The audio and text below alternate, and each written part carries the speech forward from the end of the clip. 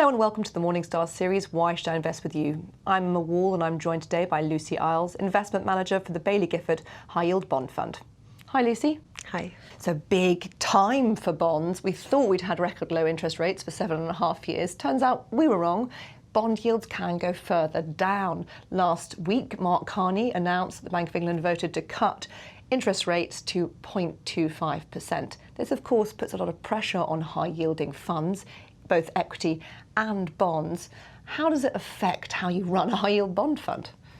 Yeah, I can entirely agree. It's a very interesting time. You're seeing looser monetary policy, and in combination with that, you're actually seeing a lot of companies actually gearing up to quite high levels, which are actually two fairly competing factors that we're monitoring quite closely as we go forward. Obviously, the looser monetary policy is meaning ever compressed yields, and so it's ever harder to find quite interesting credits for our clients. That's really something that's quite out with our control. Our focus, as ever, is to find resilient businesses that we believe we can invest in through the cycle that will actually prove to be quite attractive returns for our clients over the long term. Does the term high yield mean something slightly different now than it perhaps did 5 years ago, though? Because 5 years ago, higher yield meant you could have, an income of 8, 9, 10%. But of course, with yields being squashed and prices going up, you've seen a nice rally within the market. High yield perhaps means something different.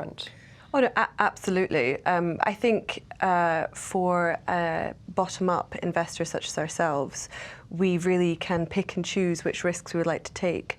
And one of our most recent purchases was Premier Foods, that offered us an 8.5% yield for a business that was actually had very attractive fundamental characteristics that we thought was perhaps a little bit misunderstood by the market. And it turns out actually it's proved a very resilient credit for us, given the massive appreciation following a bid from McCormick for that business, because of the brands within the business actually proved to be very well known, such as Ambrosia, Bisto, these brands that are very well known but actually entirely underinvested over many years.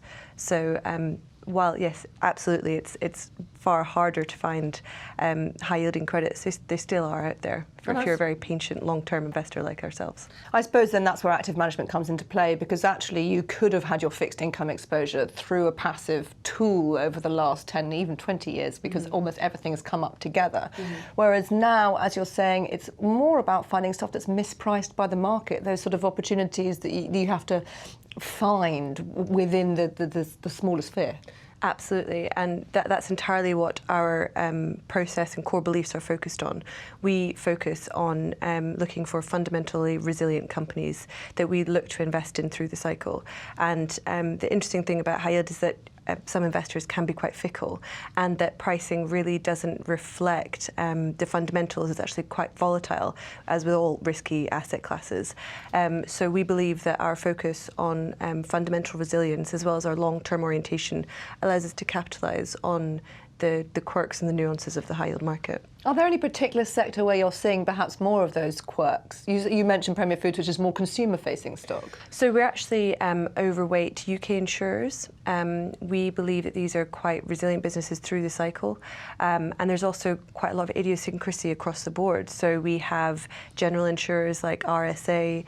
We have the reinsurance market through Lloyds Banking Group. And so we really do believe that these are distinct businesses that if they're faced with some pressures, they wouldn't feel it across the board, which we're overweight position within that. The same can actually be said for capital goods.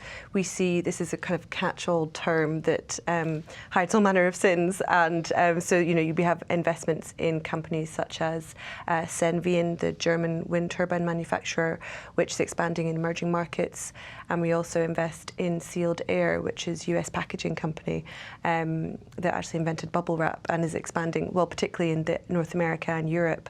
And again, they're although they have the same business investment cycle exposure, they are very different businesses within the same subsector. Lucy, thank you very much. Thank you very much. This is Emma Wall from Morningstar. Thank you for watching.